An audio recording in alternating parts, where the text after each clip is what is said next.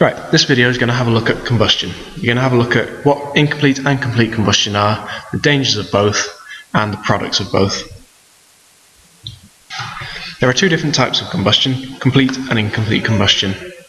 Put simply, combustion is something that burns. Complete combustion occurs when there is lots and lots of oxygen.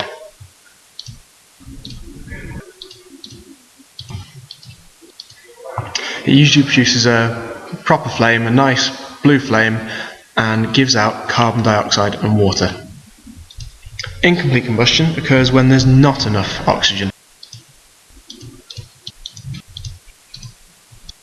And the products are carbon, carbon monoxide, a little bit of carbon dioxide, and water. The key thing to remember that when combustion occurs is water always forms first.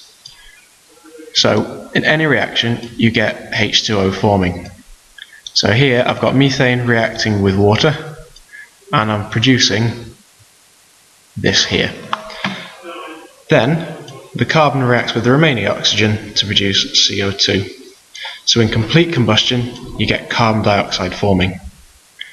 When we have incomplete combustion though, and there's not enough oxygen per methane molecule to react, the same thing happens. You get water first,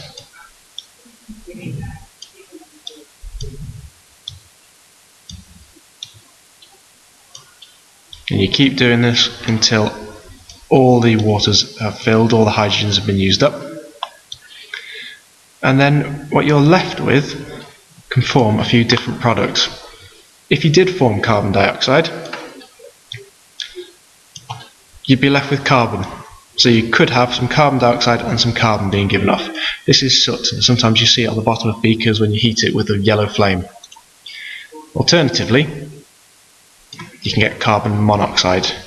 The carbon monoxide is really, really dangerous, really poisonous, and I'll go through why shortly.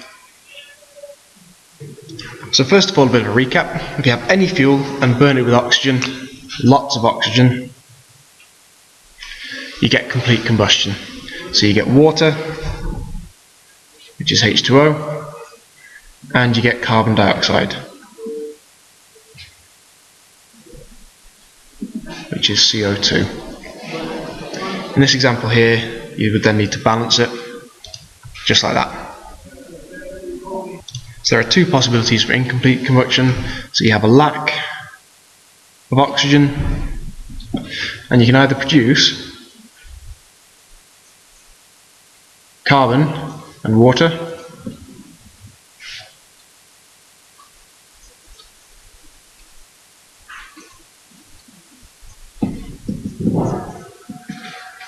or carbon monoxide and water. In general, I would stick away from saying you get carbon dioxide, leave that just to complete combustion. And those are your balanced equations if you needed to know them. Finally then, this is why carbon monoxide is so dangerous. Normally, when oxygen enters the body from the lungs, it goes into your red blood cells.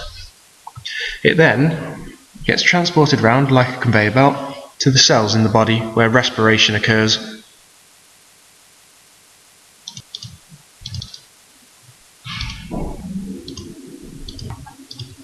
So when the oxygen is taken out of the red blood cells, carbon dioxide is put back in.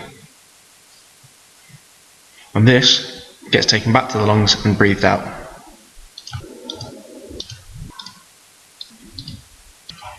This is a repeating process which helps respiration to occur in every cell in the body. The problem with when we breathe in carbon monoxide, which can be formed when a boiler becomes faulty and not enough oxygen gets to it, is that the carbon monoxide bonds to the red blood cell. So when it gets in here, it attaches onto the side, something called hemoglobin in the blood.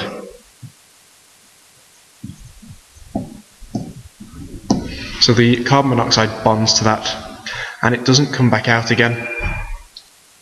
So what this means is, more and more carbon monoxide gets into the blood, there's less room for oxygen to get in there.